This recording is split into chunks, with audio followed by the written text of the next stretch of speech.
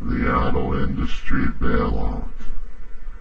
Okay, let's put this into perspective.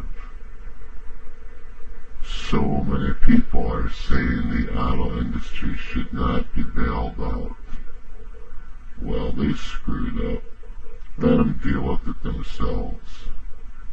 But doesn't the same hold true for Fannie Mae and all these other places? They screwed up too. The banks, they screwed up too, but yet they get bailed out. But the auto industry, now granted, they're the ones that lobbied back in the 80s to allow more imports of foreign cars. They're the ones that chose to jump in bed with foreign investors and merge with foreign companies in order to increase the number of exports they can put into these countries. They were hoping to jump on a get-rich-quick scheme, and for a while it did work, but now it's backfired. So putting all that aside, let's take a look at the ramifications of the auto industry and what happens if they don't get bailed out. They probably shouldn't get bailed out, don't get me wrong. They made their bed, they can sleep in it. But the industries that are directly related to the auto industry too. So you have several 100,000 people working at Chrysler and GM and all the subsidiary companies, Dodge and Cadillac and Buick and all these other companies. The auto industry goes down, all their jobs are lost. Boom, gone.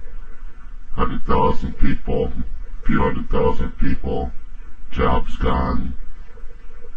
Now that happens, of course, we also lose the direct manufacturing of new cars, the direct manufacturing of the parts and the service for those cars that were put out.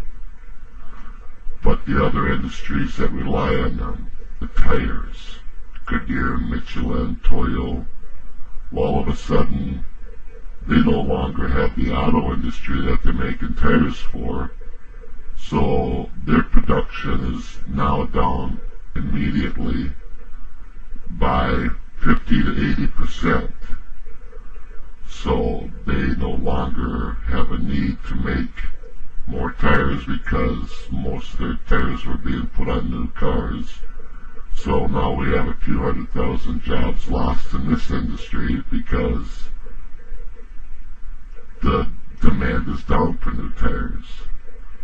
The people that make the seats, the people that make the electronics, the radios, the people that make the steel and the fiberglass and the plastics that go into these cars, these industries now no longer have the car company to make parts for. Boom, their production is cut in half or more. There's a few 100,000 to a few million more jobs lost. Now the fact that these car companies are no longer just regulated to being sold in the U.S., they are no longer solely owned by U.S. representation.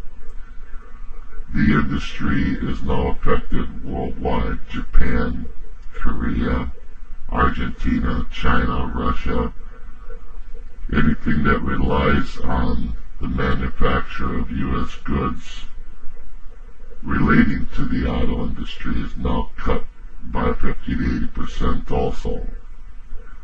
So all told, we have well over several million jobs lost because the industry had to file bankruptcy and close its doors. It's not related just to one thing. Everything has a trickle-down effect, and with the bankruptcy of the auto industry, that's your trickle-down effect. You just got the same type of stuff going on in the tobacco industry. Everybody wants to tax or do away with tobacco. Well, the fact that the tobacco industry itself has a couple million people working, not to mention the companies that make the machines for the tobacco industry, the manufacturing and building and heating, and the companies that are related to these fields and maintenance, upgrades, parts for the machines. The people that make these things for the tobacco industry and their machines no longer have an industry to make parts for. Boom, 50% cost cuts, 50% jobs lost, a few more million jobs lost. Putting somebody out of business is not going to solve the problem. It's just going to create a bigger snowball, and it's going to run right over your ass. That's the way it is.